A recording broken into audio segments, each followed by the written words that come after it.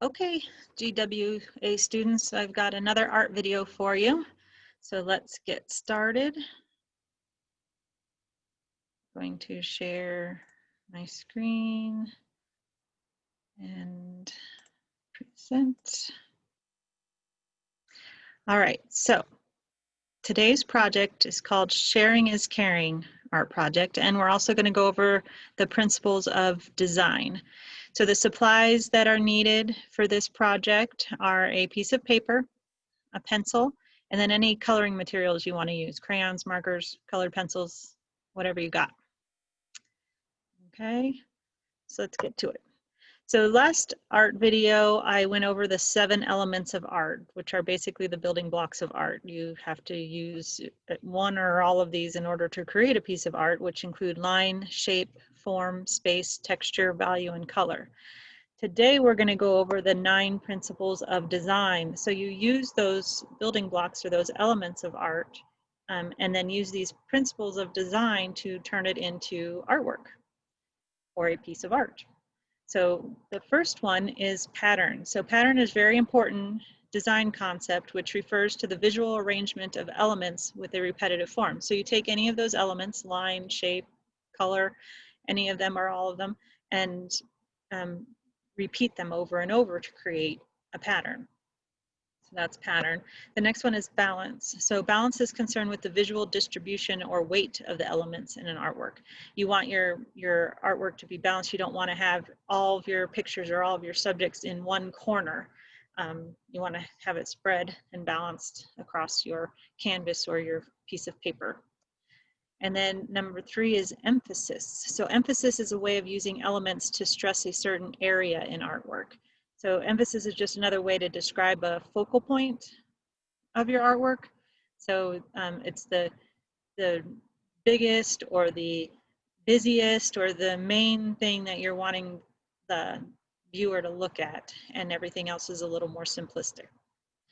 And then the next one is contrast. So contrast is super important. So without contrast, you wouldn't have anything. You'd have a blank piece of paper, because contrast, color contrast is the light and the dark. And if you have no color, then you would have, nothing on your page, even if it's black or it's white. There's also different other types in this. There's many forms of contrast, like texture contrast.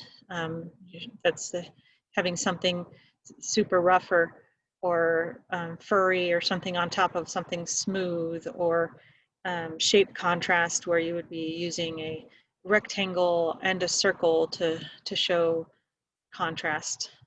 So the next one would be harmony and unity.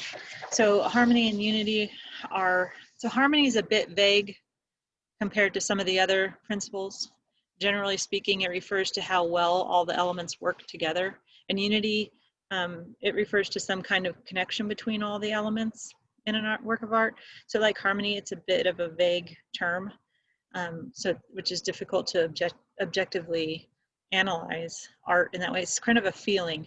It's really not something you can express otherwise. It's just a feeling you get from the art. And the next is variety. So variety refers to the use of differing qualities or instances of the elements. So this is, if you made everything in your painting purple, you wouldn't have a lot of variety and not a lot to look at. So you don't want to have your sky blue and your mountains blue. You want to have a variety of color, or a variety of shapes, or a variety of lines, so you have flow in your artwork. And then talking about flow, we have movement. So that one is, you can't actually make your paint or your whatever on your piece of art actually physically move, but you can arrange them in a way in which it gives the illusion that it's moving. So our last art project we did of the op art, or the optical illusion art, we used the lines and the value and color to show movement. It made it look like it was popping out of the page. So the next one is proportion. So proportion concerns the relationship between the sizes of different parts in an artwork. For example, the width compared to the length, the area of sky compared to the land, or the area of the foreground compared to the background. So it's a proportion. You want it all to look proportionate on your page. You're not going to draw a tiny little person sitting in a tiny little chair in one little corner of your page and have all the rest blank. That wouldn't be very proportionate. So the last one is scale. Scale refers to the size of an object compared to its surroundings. So for example, the size of a man compared to the tree he's sitting under. So it's scale meaning people aren't generally as big or bigger than a big shade tree. So the person would need to be much smaller than the shade tree. That's showing scale.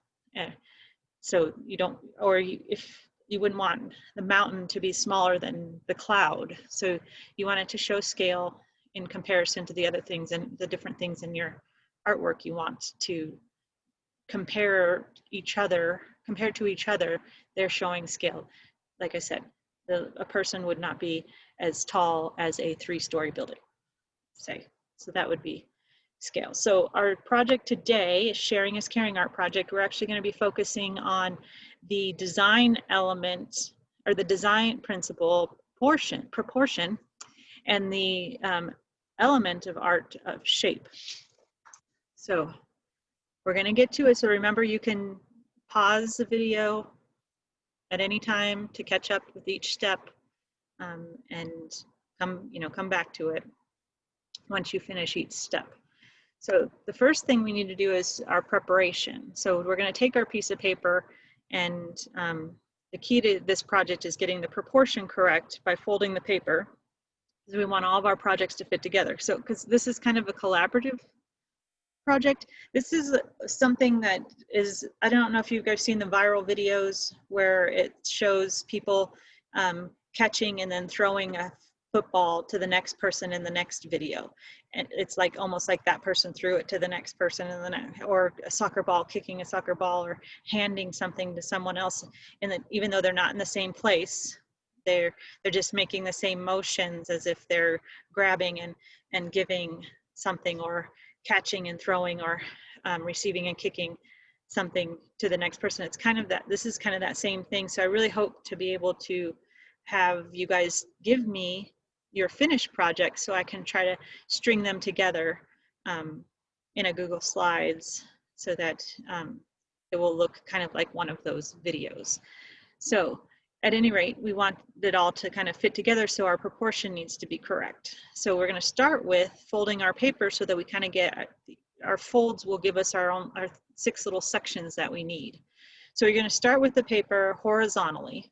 So this is horizontal, and you're going to take one side and fold it over, and then you're going to take the other side and fold it over, so that you have 3 equal portions, kind of like a trifold brochure or something, that you have 3 sections once you're done folding. Then and open it back up, and then you're going to take the top part of the paper and fold it down to the bottom part. You're going to fold it in half so that it meets the bottom, and that will give you this fold line here.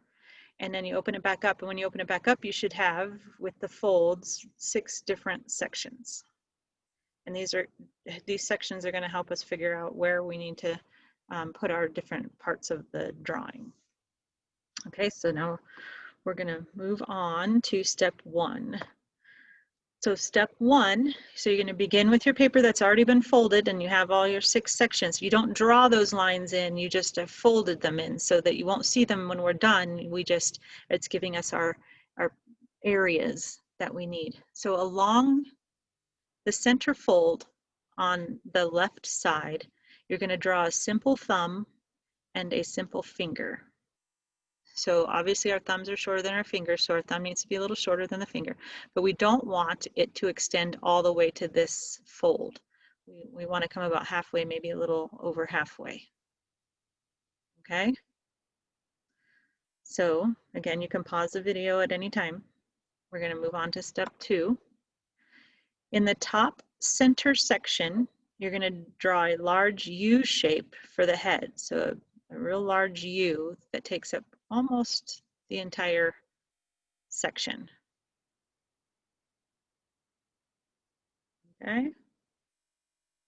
And then step 3. So add a curved shoulder and arm on the left, and on the right, you draw an outstretched arm. And the arm should touch the right edge of the paper and line up with the center fold. So you're going to have your neck, to draw a neck that comes just under the center fold, and then draw a curved line down for one arm, and then your other arm is going to curve up, coming just above the center line, and then you're going to come back around just under the center line to create that arm that's stretched out. But you want to make sure that you're just above and just below the center line, your arm. Again, pause if you need to pause. Because this is going to be the part, if you guys send them to me and I connect them, how they're going to connect this arm with the next person's picture's hand will come out there. All right, so step 4. So add a vertical line for an arm and neckline for the shirt. So this vertical line here, because before this was just a curved line and this was all open, you want to add a line to make this the other arm. So this straight up and down line here for that arm, and then add a neckline. And you can have this look as you want, whatever kind of shirt that you like to wear. V-necks, it'd be a V. If it's like a sweater like this one is, it's curved around with some ribbing in it. So this is going to be basically a self-portrait in the end. So draw the clothes that you want. So your neckline will be however you want. Today I'm wearing a V-neck, you can see, so I would have a V going down. So that's step 4. Step 5 is to draw your eyes, nose, mouth, ears, eyebrows, and then close off the head by adding your hair. This one is obviously not me.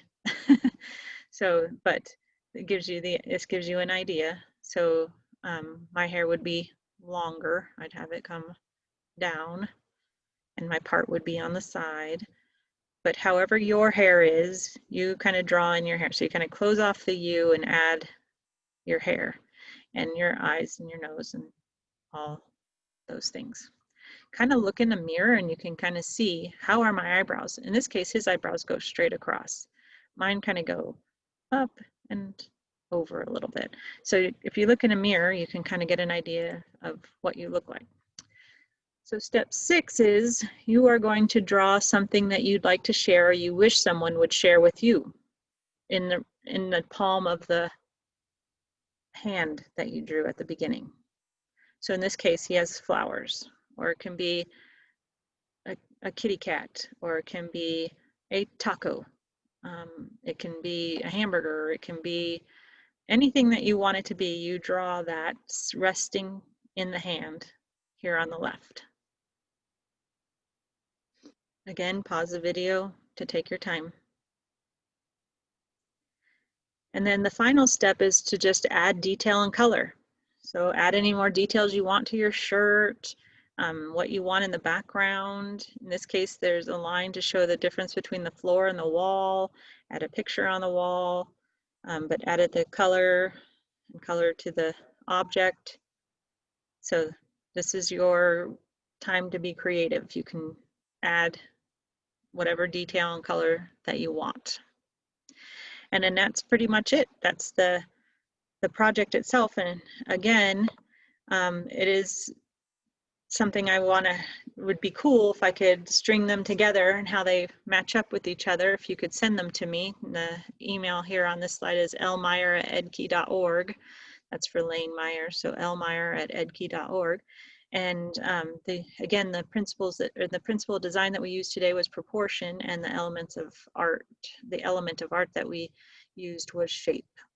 So thank you for watching, and can't wait to see your guys' final projects.